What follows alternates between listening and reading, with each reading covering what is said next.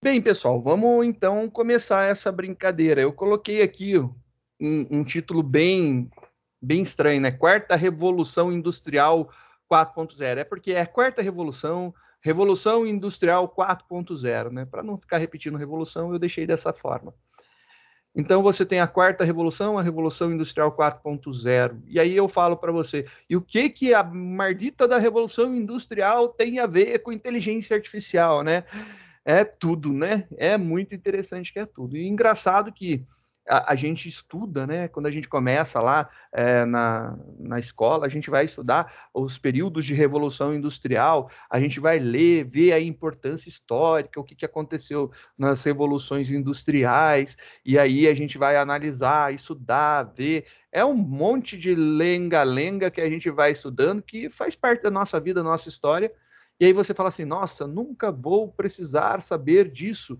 E aí você vai para um curso de tecnologia, e aí na área de informática, né, de computação, e aí chegando já no finalzinho do curso, você vai ter uma disciplina chamada inteligência artificial, e aí o professor vem falar para você de revolução industrial ou né, quarta revolução industrial, revolução industrial 4.0, a revolução 4.0. E o que de acho é isso, né? Então vamos ver aí como que é o processo, né? E aí a gente teve algumas revoluções industriais. Você teve a primeira, a segunda, a terceira e a gente está vivenciando a quarta e tem gente que já está falando da quinta revolução industrial aí. Então, é bem interessante que, pô, tá meio atropelado, né? Vamos ver aí como que foi cada uma das revoluções industriais. A primeira revolução industrial foi lá no século XVIII, né? É, se você depois quiser, eu vejo as datas direitinho, coloco as datas direitinho para vocês, mas não é muito necessário. É mais importante você entender o que aconteceu em cada uma delas, né? E aí eu coloquei algumas figurinhas que fazem, eu acho que uma ligação, né, um elo mental sobre o que é importante e que é interessante de você guardar. A primeira revolução industrial foi a famosa revolução através do vapor. O vapor foi a revolução, né, a modificação de tudo. As máquinas que foram criadas para trabalhar utilizando-se vapor. Eu acho muito legal porque a gente tem vários desenhos, várias séries, vários filmes que falam muito sobre essa revolução daí, né? Vou começar citando algumas coisas só para fazer uma analogia. A gente tem lá o Ben 10, ó, Ben 10, quem que não assistiu Ben 10 aí, né? Ben 10 tem o Senhor Vapor.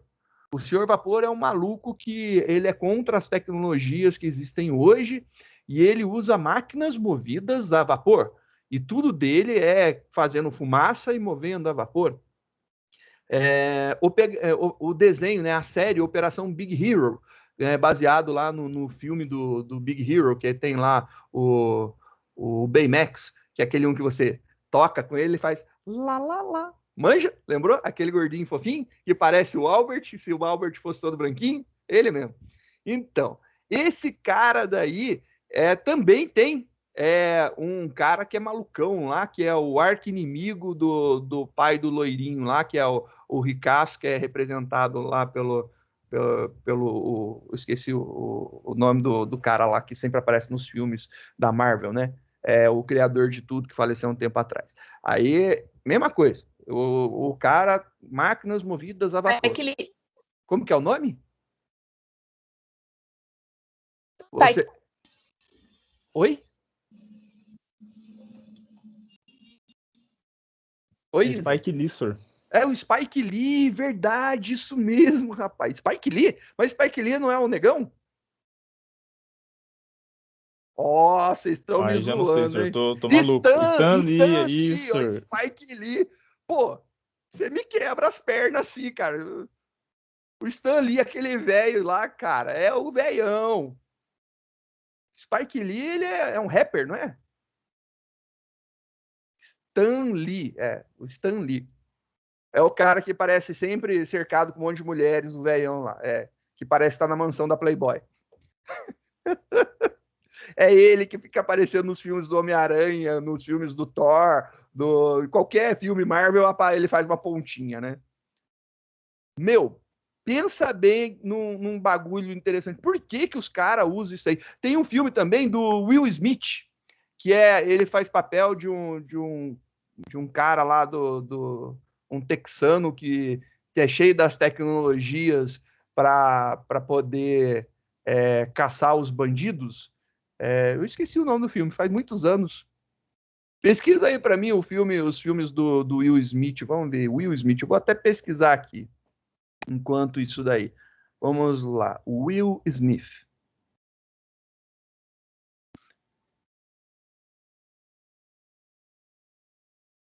Quero ver o filme, porque, pô, o filme é muito bom, cara. Eu recomendaria vocês assistirem se não assistiram.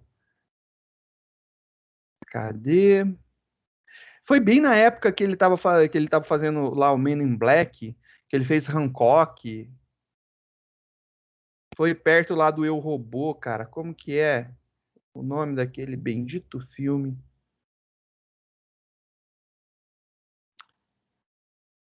As Loucas Aventuras de Wild West. Acho que é isso daí. As Loucas Aventuras de Wild West. Eu acho que vocês não devem lembrar porque o filme é de 1999. Para mim, é a época que eu estava assistindo os filmes, né? Esse filme, cara, As Loucas Aventuras de Wild West. Ele fazia papel de um cowboy, aonde tinha um malucão que era o professor Pardal dele, que fazia algumas engenhocas para que ele pudesse sacar a arma sai da mão, né? Ele troca rapidamente das coisas, tem trens com um monte de firulas, né? Tecnológicos, tudo, né? Movido aí, tem lá um momento que eles estão no deserto, aí vai ter a união dos trilhos no deserto lá, que tem aquela cena icônica do presidente colocando um pino para unir os dois trilhos, ligando um lado do país ao outro lado do país. Essa cena é icônica. Aí tem um maluco lá que sequestrou os cientistas do mundo e montou uma aranha gigante. E a aranha gigante é a vapor. Olha só que legal. Então, mostra realmente, né, no século XVIII, como que a revolução ao vapor, né, utilizando o vapor como ferramenta motriz, faz com que ocorra uma diferenciação. No início, antes disso, a gente tinha os artesões, onde homens, mulheres, crianças, principalmente, também eram muito utilizados como mão de obra em suas casas para fazer os produtos em casa.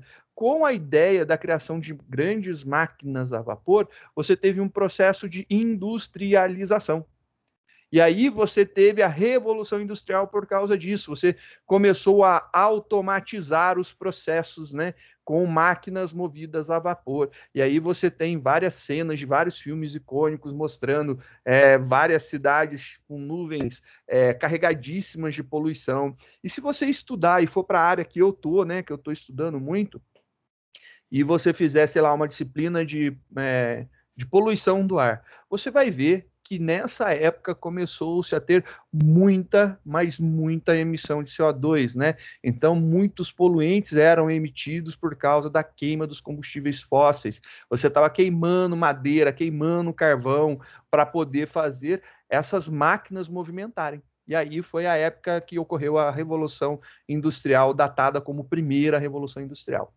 No século seguinte, a gente teve a segunda Revolução Industrial, que é a mais famosa de todas, né? Ela que todo mundo ouve falar, que todo mundo estuda, que aí é a revolução da linha de produção do Henry Ford, né? Que aí você pega agora um processo e você cria um sistema contínuo de produção, né?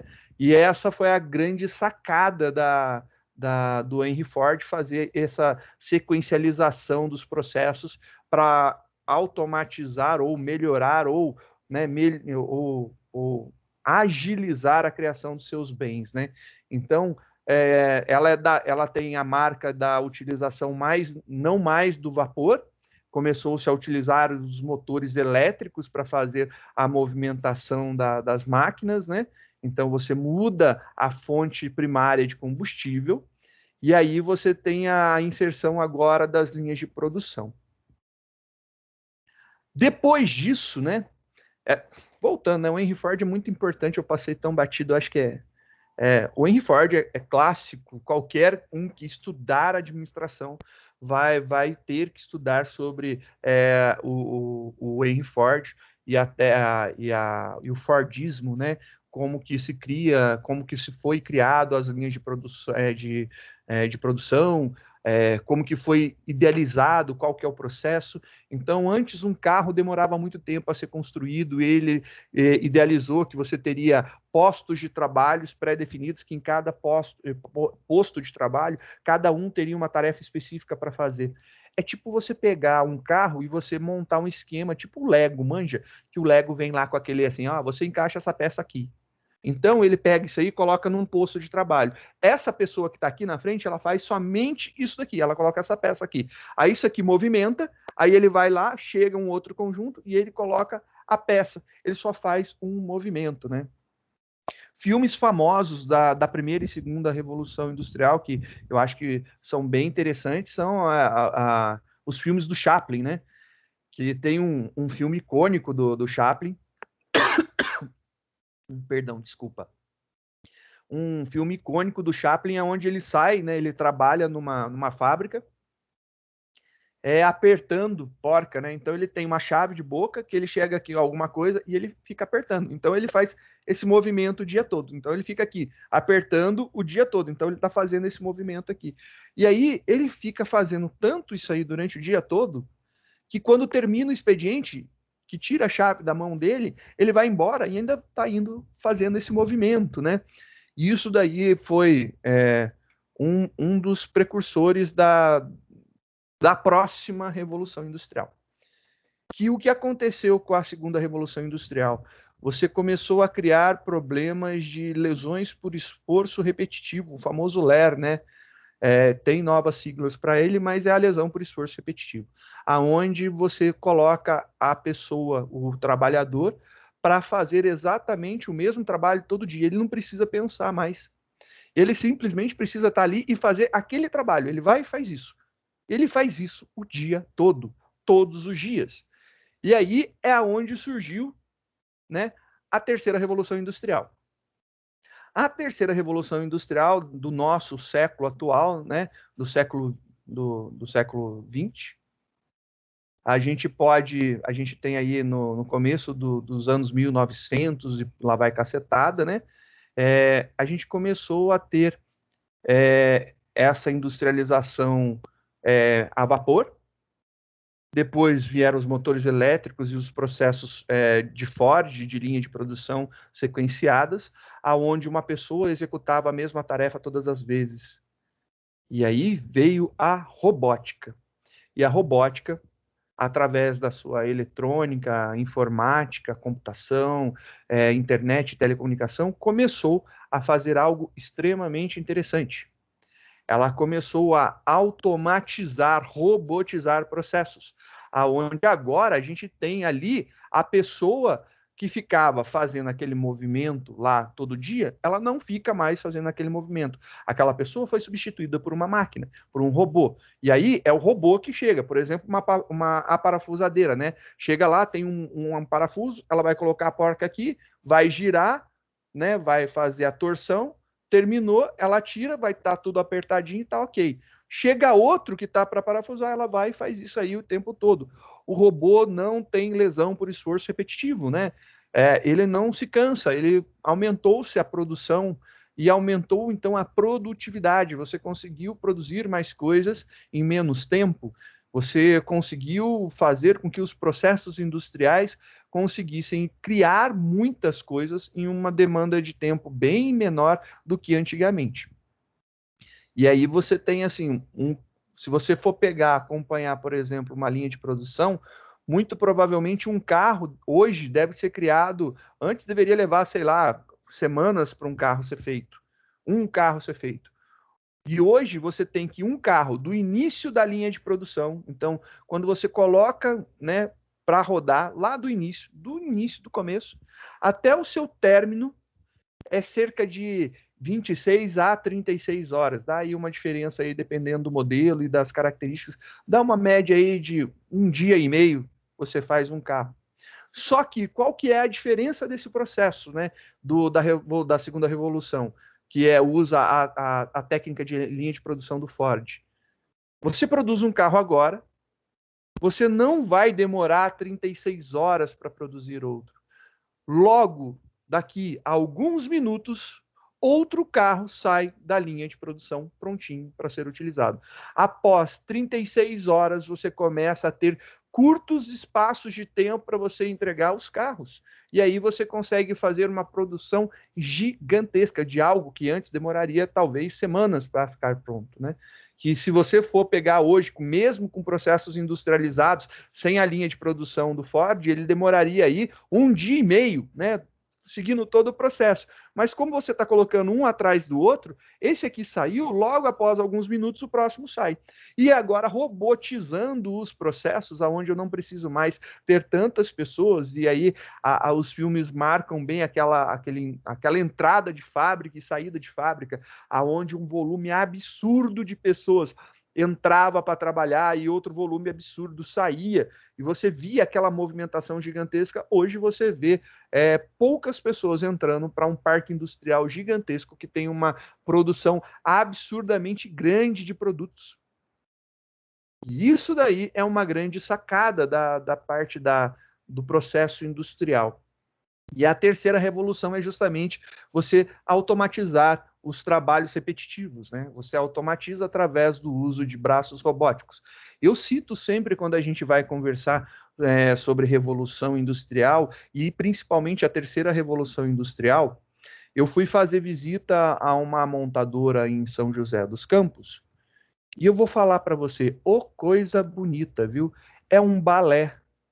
Eu acompanhei a linha de produção de porta do carro. O que acontece? Você imagina uma fila, né, aonde tem várias prensas. Prensa é aquela máquina que ela desce, faz um barulho absurdo e ela tem um molde e tem uma chapa de aço. E ela, pelo peso e pela força que ela impõe sobre o aço, ela molda esse aço daí. Então, tem uma pilha de chapas de aço de um lado, literalmente folhas de aço de mesmo tamanho, tem um braço robótico com ventosas na ponta e uma garra, né, uma mão com ventosa. Ele fica fazendo uns movimentos, ele vem, pega aqui a folha, levanta a folha, vira para o outro lado, espera a prensa estar levantada e parada, e ele coloca aqui, solta e volta a esperar. A prensa identificou que tem uma folha aqui, ela bate.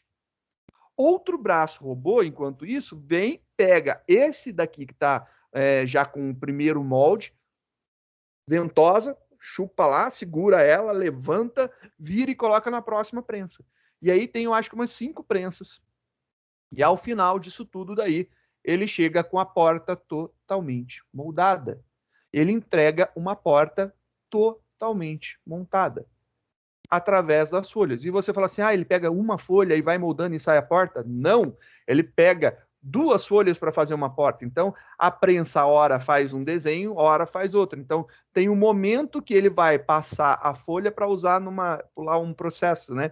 Então, para ficar ao lado externo da porta, que ele é liso, mas ele tem, normalmente eles têm um friso, né? Tem uma dobra, e aquela dobra, ela existe ali para dar força na estrutura, né? Para dar resistência à estrutura, para ela não dobrar facilmente, né? Fazer uma dobra para ela não dobrar facilmente. Muito interessante a minha fala. Ficou boa, né? Essa daí ficou legal. Mas é feita uma dobra para dar resistência para que ela não tenha torção tão simples assim. E aí ele consegue juntar através de pressão, batendo as chapas, colocando cada uma em um determinado momento e fazer esses balé bonito de vem um braço robótico, pega uma chapa, levanta, aí ele tem todo o movimento para encaixar e ele faz. É muito legal. E isso daí é a revolução da a terceira revolução industrial, onde você tem o processo automatizado. Antes, o que teria que ter? Você pegar 4 caboclos, cada um pega numa ponta lá da chapa, vai, coloca na prensa, aí um verifica lá, não tem ninguém com a mão Prensa é um negócio que dá acidente gravíssimo. O bagulho veio e desceu, cara, esquece. Teu dedo já era, teu braço já era. Você não pode ter esses negócios daí. É acidente gravíssimo. Você pode perder a vida com uma prensa, né? E aí não tem mais a interação com o ser humano ali. O ser humano, ele simplesmente é responsável por chegar, colocar as chapas de aço de um lado e retirar as portas do outro, né? E aí um outro lá vai e aperta um botão, pum, aperta o botão e o processo se inicia e tudo funciona, né? Magicamente? Não, obviamente a gente sabe que não é, né? A gente sabe que tem muita coisa por trás desse processo de robotização. A gente tem toda a parte de sensoriamento, né? Que é você verificar se realmente a chapa está no local correto, se a prensa está funcionando corretamente, se deu tudo certo, se tem uma folha ali naquele local, se não tem um braço robótico. Aí pensou, o braço robótico ele travou ali debaixo da prensa, e a prensa vem por tempo e esmaga o braço robótico. O prejuízo que não é, cada robô desse deve custar uma fortuna. E assim, não é 10 mil reais que vai resolver. É fortuna, é caro pra caramba, mas vale a pena porque se eu for utilizando isso muito tempo, eu consigo manter uma produção, né, contínua por muito tempo. Eu não tenho funcionário fazendo isso, eu não tenho pessoas fazendo isso que precisam parar, se alimentar, descansar, elas precisam ter rotacionamento de postos de trabalho para não dar lesão por esforço repetitivo. E tem turnos de trabalho, então eu pago hora para essa pessoa, tem os da noite que eu pago mais. É muito caro fazer isso daí no decorrer do tempo. Se você inicia um processo desse, em algum tempo isso daí se paga. Então tem o famoso retorno do investimento, o ROI. E aí, esse retorno de investimento é muito interessante. E aí as indústrias começaram a ser automatizadas, né? Você tem indústrias que tem pouquíssimas pessoas operando. E você não precisa, normalmente, né, esses equipamentos dificilmente dão problema, e você não precisa manter um profissional que saiba montar o braço robótico, arrumar o braço robótico. Não, você tem um contato com a fabricante do produto. Se der problema, você chama o técnico deles e ele vai mandar, a empresa contratada vai mandar alguém lá para resolver. E ela atende várias indústrias que têm braços robóticos espalhados aí em todos os ramos de atividade. É muito interessante esse processo. Você começa a diminuir o custo, aumenta a sua capacidade de produção, aumenta o seu lucro, né? Você consegue fazer várias coisas. Não estou dizendo em nenhum momento que não ocorra a perda de postos de trabalhos humanos, né? Você imaginando que antes da primeira revolução industrial, os meios fabris eram os artesãos em casas, né? Então, dentro de casa ocorria a produção. Você tinha fabriquetas, né? Cada um tinha o seu processo fabril, né? A partir da primeira revolução industrial, você tem grandes máquinas a vapor fazendo isso daí, mas ainda demandava muita mão de obra. A partir da segunda, você começou a sequencializar o processo, trocou a máquina a vapor pela máquina elétrica, e aí você diminuiu alguma boa quantidade de pessoas. Você não precisa daquele volume absurdo. A terceira, todos aqueles que faziam trabalhos que podem ser substituídos por agentes robóticos foram substituídos. Diminuiu-se mais ainda a mão de obra na indústria. E aí o que acontece agora? Agora chegou a vez da quarta revolução industrial, a revolução que a gente está vivendo. A gente está no momento aonde a gente está lidando com o Big Data, que é o grande volume de dados que a gente tem.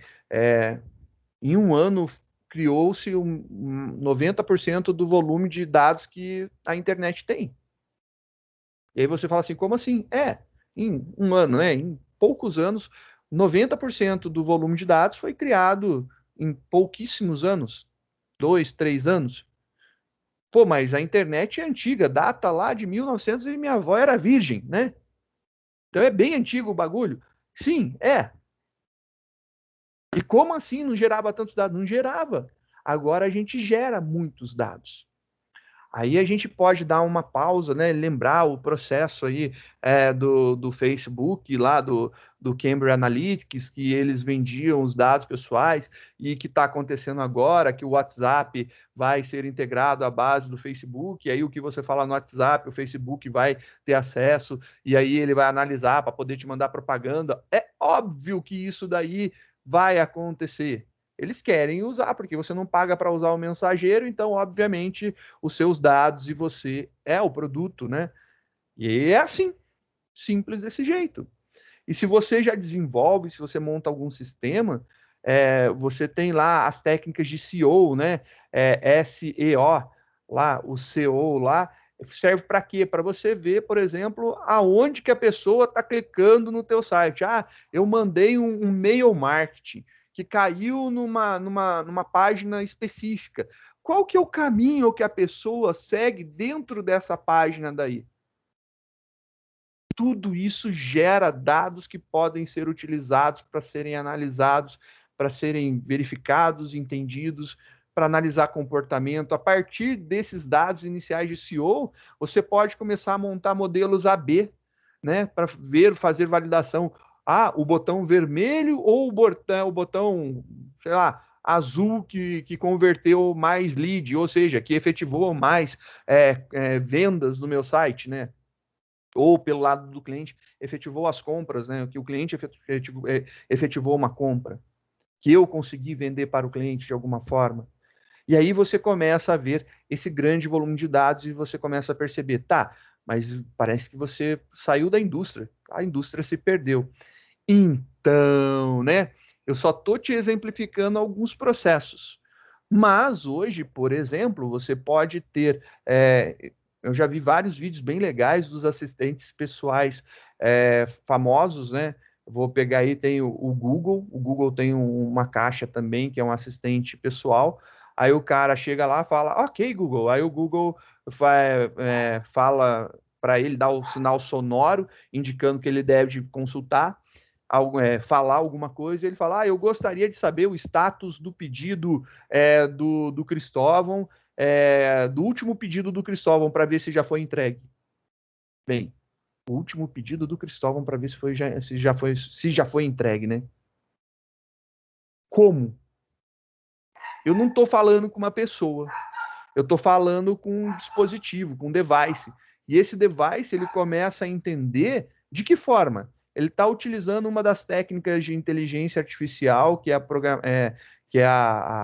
o reconhecimento de padrões de linguagem, né? Que faz com que você tenha a possibilidade de interpretar o que é falado. Então, você consegue entender, sim, o que está sendo falado. E esse entender o que está sendo falado não é tão simples assim.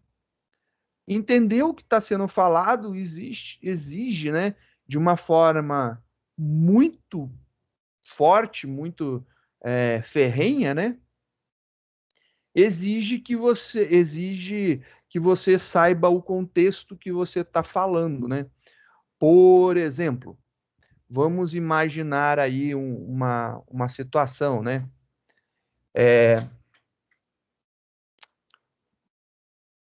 Vamos pegar o caso que eu falei do OK Google. Bom, eu perguntei para ele qual que é o status do pedido. Então, ele vai ter que pensar assim, bom, eu tenho pedidos de compra, eu tenho pedidos de venda. Ele está querendo saber do pedido do cliente. Ah, então foi um pedido de venda. Beleza, tem que conseguir pensar, né? Imaginar isso daí. E aí, ele quer saber do último, né? Se você for pensar e eu falasse isso para você, facilmente você iria lá e faria um select nos pedidos do cliente Cristóvão, né? Para poder chegar a isso daí. Só que o select nos pedidos trariam todos os pedidos, né? Então você poderia, por exemplo, ordenar por data.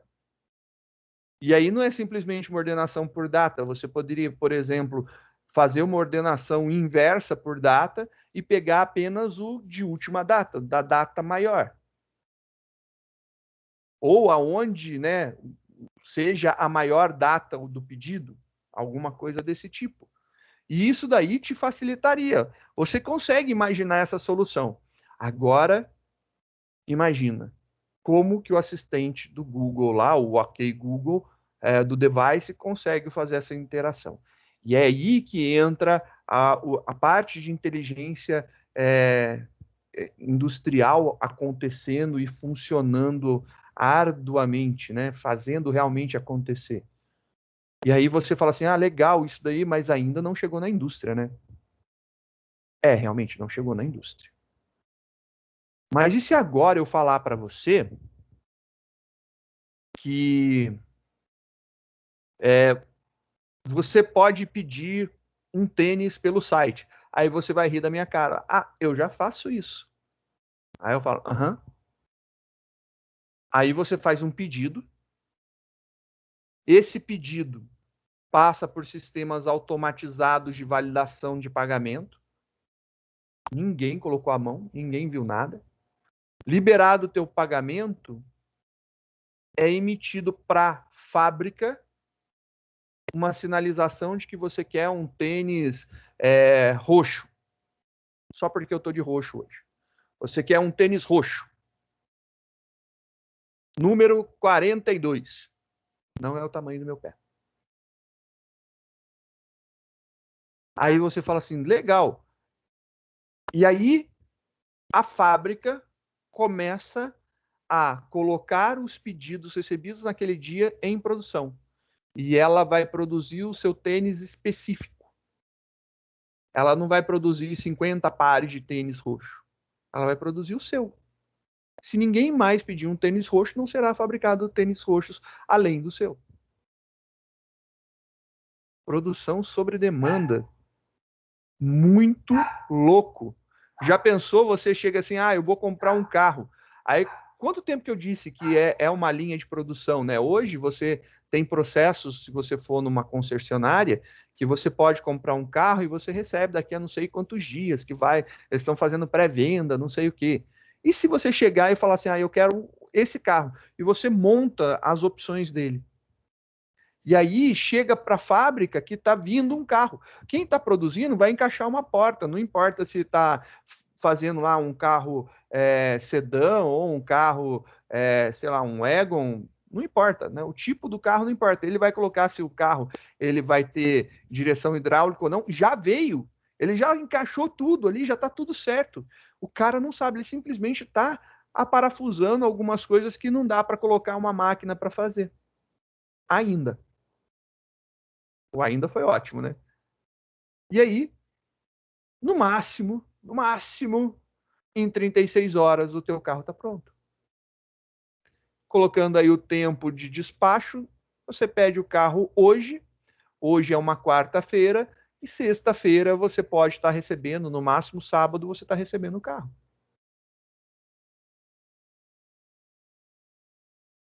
Acabou a concessionária de carro, né? Você está pensando, não, né? Não acabou.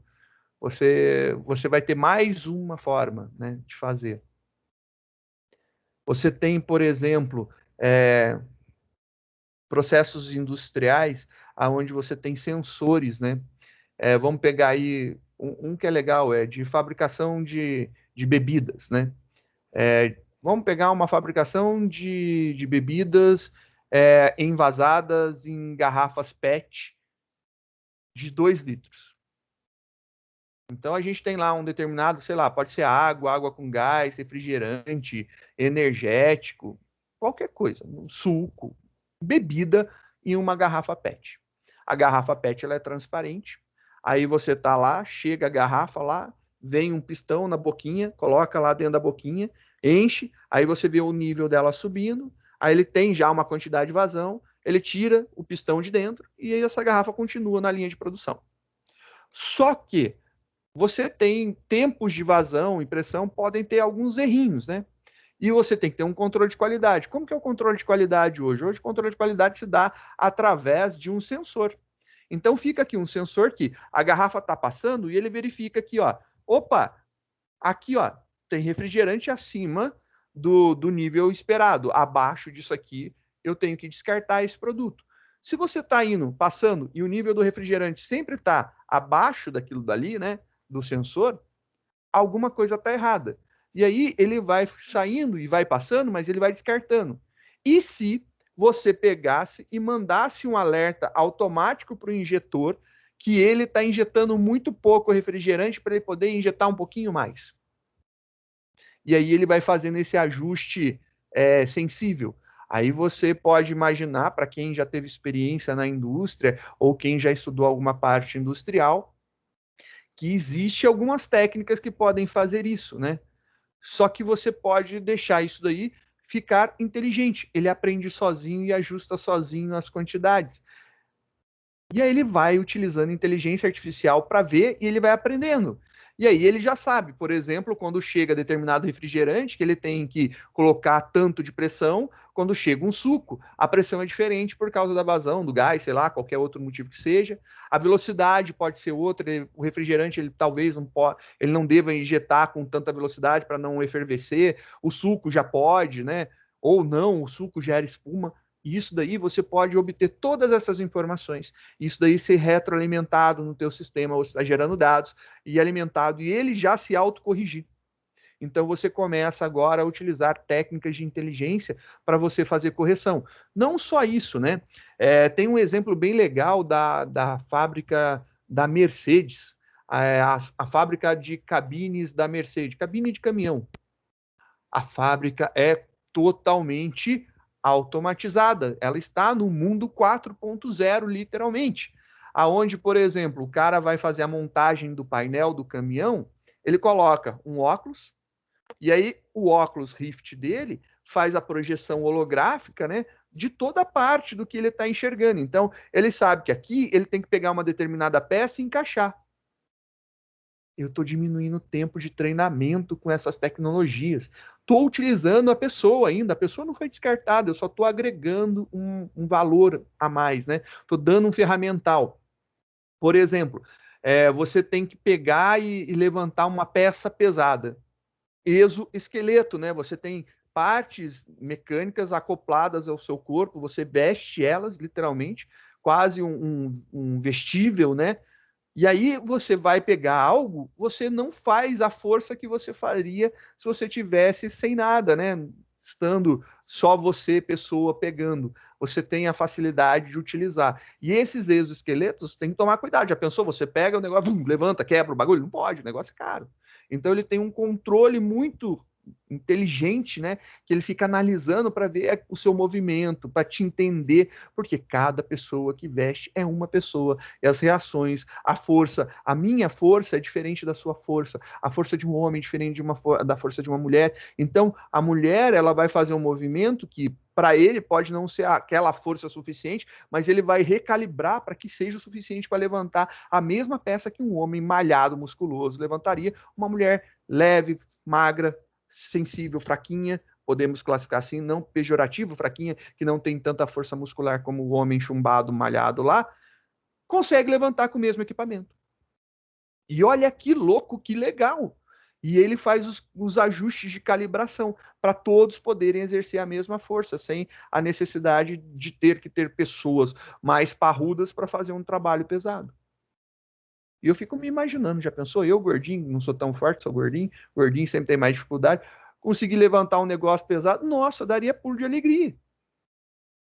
Sem esforço considerável. Você não iria estar lesionando coluna, não teria risco da pessoa se machucar carregando alguma coisa acima da capacidade dela de carregar peso. Então você tem aí sistemas de proteção da pessoa.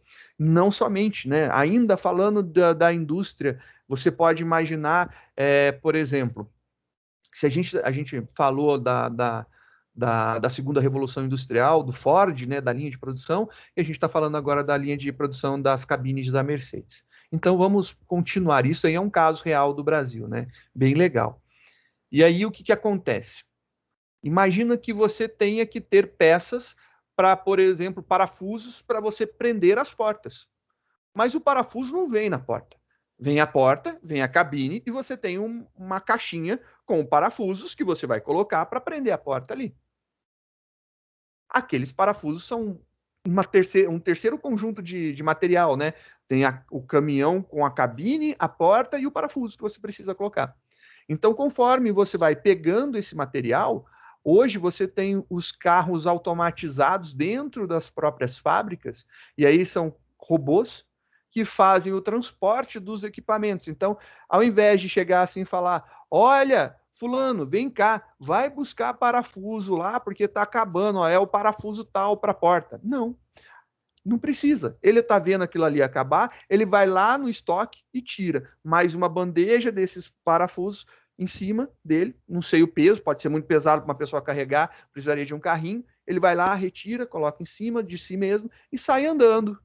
E aí ele vai, segue todo o caminho, não importa se ele estava lá no galpão D e você está aqui no galpão A fazendo produção, ele vai sair, vai andar, vai passar por todo o caminho, não vai atropelar pessoas, não vai bater em outros carros, não vai errar o caminho, ele vai seguir alguma coisa e vai chegar lá e vai colocar o material que você vai precisar daqui a pouco, sozinho. Aí você fala assim, sozinho? Sozinho. É um carro automatizado. Então, um carro de transporte, né, um veículo de transporte automatizado para você poder suprir esse material lá no tempo devido. Uau! A indústria está se transformando. E ela está utilizando cada vez mais essas tecnologias. E o que eu falei é verdade. A gente falou de uso de inteligência artificial, que aí cai na necessidade dos dados, então do Big Data. Internet das coisas é muito bacana. Você pode, por exemplo, ter um carro desse automatizado, falando com outro carro automatizado. Então, um não bate no outro, um sabe que o outro está aqui, eles se identificam, e aí ele fala: olha, eu tô indo para lá, é vazio. Você não quer voltar e pegar isso? Ele volta, pega. É uma conversa entre os devices, né? Não tem pessoas conversando. Eles trocam informação, ó, eu tô chegando aqui, eu vou para a direita e você vai para a esquerda, né? Para você, ou você fica parado aí, que eu vou sair para a esquerda para você passar. Alguma coisa desse tipo, eles conversam. Então existe já a internet das coisas, o Internet of Things, né? Eles interconectados de alguma forma através de um protocolo, comunicando-se e falando, né? Trocando informação entre eles e um entendendo o outro sem a necessidade de interação com o ser humano para tomar conta deles. Não são duas pessoas dirigindo, que vai ter que ser uso de bom senso. Eles têm um protocolo interno que ele chegou, viu, eles se comunicam e eles decidem quem está carregado e quem não está para sair do caminho. Por exemplo, quem está leve, mais leve, sai do caminho, quem está carregado continua. E o outro volta e continua o traçado. É uma coisa muito legal. E aí, o que é o machine learning, né? O aprendizado de máquina. É isso tudo que a gente está falando. Você está jogando informações e ele começa a aprender, né? Não somente aquilo que ele já tem, mas você pode passar um conhecimento prévio, então você ensina ele, então ele aprende com os ensinamentos, ele não começou sabendo, mas de acordo com as rotinas que você colocou de execução, ele foi adequando o seu, por exemplo, trajeto, perfil de direção, e aí chegou num nível extremamente ótimo. Mas se acontece alguma coisa fora do contexto dele que ele não espera, ele vai analisar aquilo ali como um erro, vai ter uma rotina que ele vai executar, se ele conseguir burlar aquilo, isso entra para a base de aprendizado dele. E aí a gente tem o aprendizado por reforço, ele está reaprendendo. E aí você começa a ter um ciclo produtivo muito mais efetivo utilizando inteligência artificial. Então, as tecnologias 4.0 são essas, né? Big Data, internet das coisas, inteligência artificial, machine learning, são esses caras que a gente tem lidado e manipulado na indústria 4.0. Quando chega na indústria 5.0, aí já é outro papo, deixo para conversar com vocês mais para frente sobre isso daí.